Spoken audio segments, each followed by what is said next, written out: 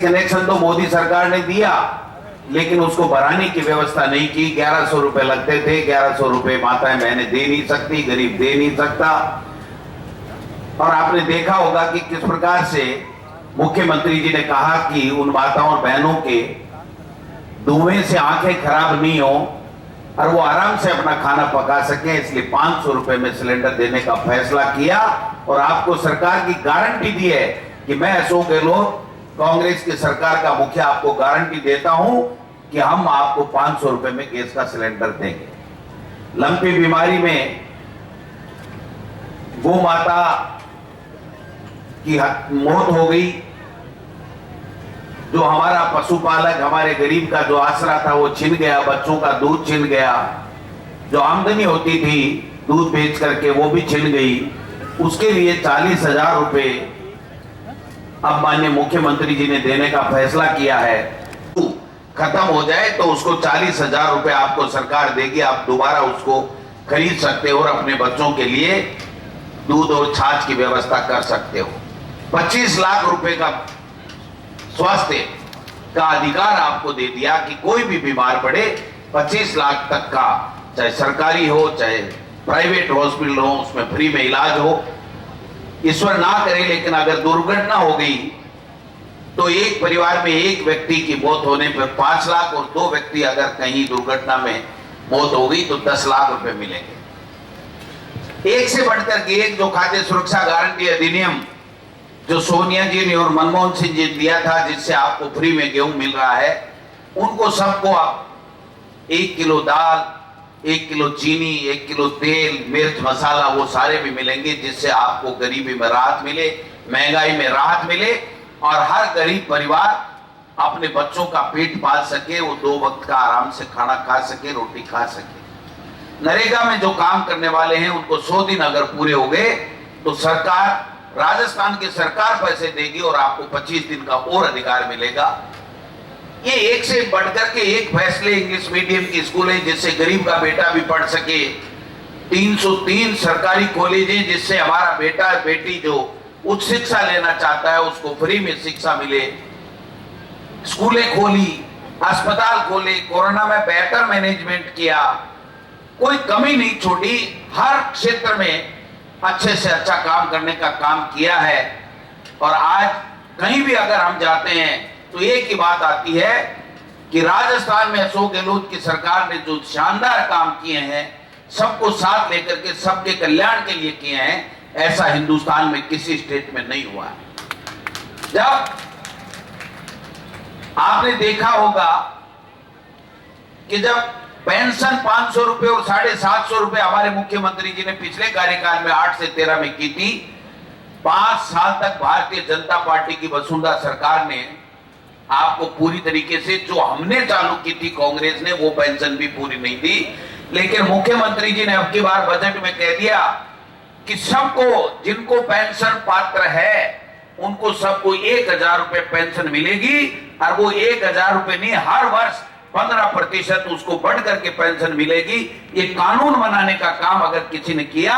तो आपके आशीर्वाद से बनी हुई राजस्थान की कांग्रेस की सरकार, जिसके मुख्यमंत्री अशोक गहलोत जी हैं, उन्होंने किया है। मैं मेरे विधायक साथियों से, मेरे नेताओं से आग्रह करना चाहता हूं, थोड़ी कड़वी बात करूंगा, आपको बुरा नहीं लगे, माफी चाहता हूं। ये जो जनता जनार्दन माताएं बहनें और बुजुर्ग और युवा साथी बैठे हैं, ये सरकार बनाते हैं, गाड़ी घोड़े ये देते हैं, बंगले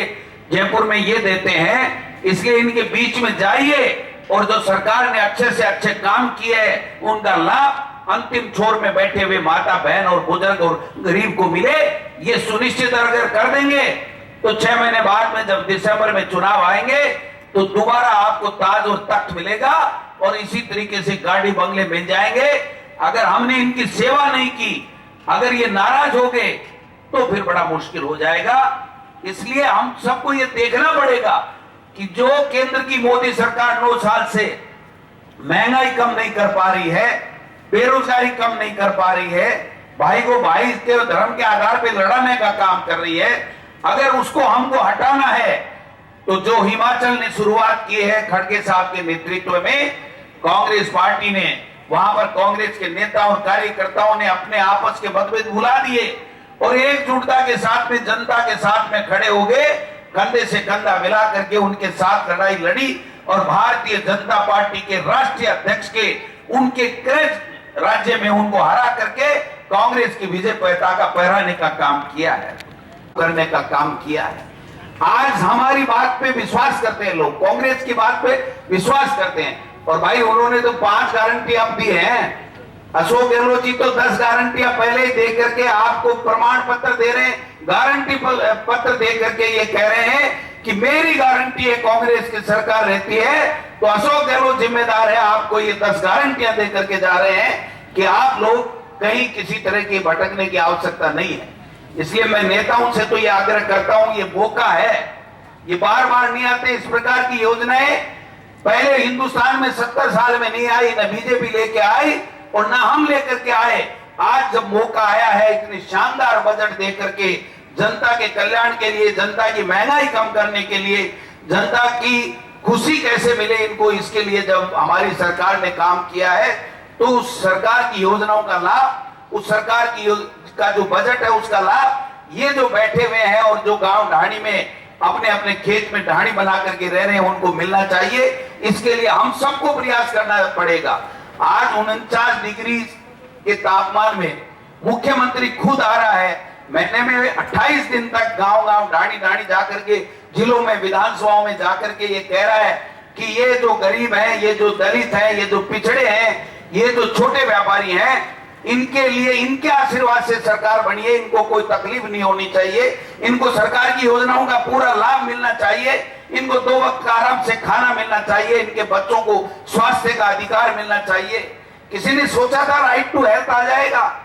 किसी ने सोचा था कि गारंटी मिलेगी कि आप और आपका पूरा परिवार सुरक्षित रहेगा। ये गारंटी देने का काम किया तो कांग्रेस की सरकार और हमारे मुख्यमंत्री जी की सोच ने किया है। इसलिए मैं निवेदन करना चाहता हूं, गांव में निकल पड़िए, ढाणियों में जाइए, इनके बीच में जाइए, इनकी समस्याओं को सुनिए, इनकी समस्या का समाधान कीजिए। मैं गारंटी के साथ कह सकता हूं कि कांग्रेस जितना अच्छा कर सकती है हर वर्ग को साथ लेकर के, वो कोई पॉलिटिकल पार्टी हिंदुस्तान में नहीं पैदा हुई जो इस तरीके का काम कर देगी। लेकिन हमको इनके बीच में जाना पड़ेगा, इनके घर जाकर के, इनके वार्ड में जाकर के, इनके मोहल्ले में जाकर के पूछना पड़ेगा कि माई तेरे कोई दिक्कत तो नहीं है, तेरे को पेंशन मिल रही है कि नहीं मिल रही है, तेरे को गैस का सिलेंडर मिल रहा है कि नहीं मिल रहा है, तेरे को खाने का गेहूं मिल रहा है कि नहीं मिल रहा है, तेरे बच्चा स्कूल में पढ़ रहा है उसके कोई दिक्कत तो नहीं है, क्या अंग्रेजी मीडियम में पढ़ना चाहता है तो भी फ्री में अशोक गहलोत जी की सरकार ने व्यवस्था कर दी, कॉलेज में पढ़ना चाहता है तो कॉलेज खोलने का काम कर दिया। जब सारे काम कर दिए तो आप भाई लोगों बीच में जाकर के हमको इन लोगों को बताना पड़ेगा, यही काम करने की आवश्यकता है। मैं ज्यादा नहीं बोल करके केवल इतना कहना चाहता हूं, ये 4 महीने का समय है जब हमारी सरकार ने इतना शानदार काम किया है तो इस काम को भुनाने का वक्त है और भारतीय जनता पार्टी को उनको पूरी तरीके से उनके कलई खोलने का काम करने का काम करना है। उनके पास में न कोई योजना है, न कोई विजन है, न कोई किसी तरीके की बात है, केवल और केवल धार्मिक उन्माद फैलाने की बात करेंगे, भाई से भाई को लड़ाने की बात करेंगे, झूठ बोलेंगे, फरेब करेंगे, बेईमानी की बातें करेंगे। आज सरकारी कर्मचारी को ओपीएस, किसी ने सोचा था 2004-5 के बाद में सरकारी कर्मचारी को ओपीएस मिल जाएगी? किसी ने सोचा नहीं। मैं शिक्षा मंत्री था 3 साल तक, जब शिक्षा विभाग के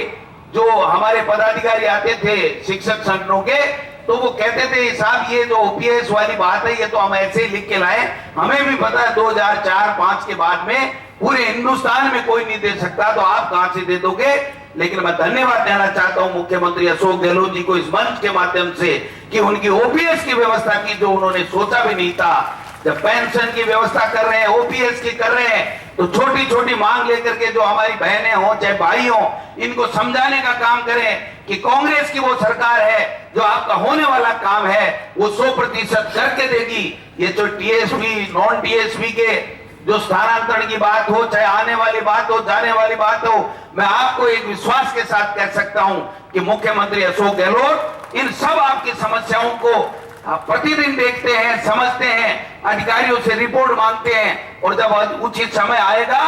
तो वो काम भी हो जाएगा। लेकिन आपको ये काम करना पड़ेगा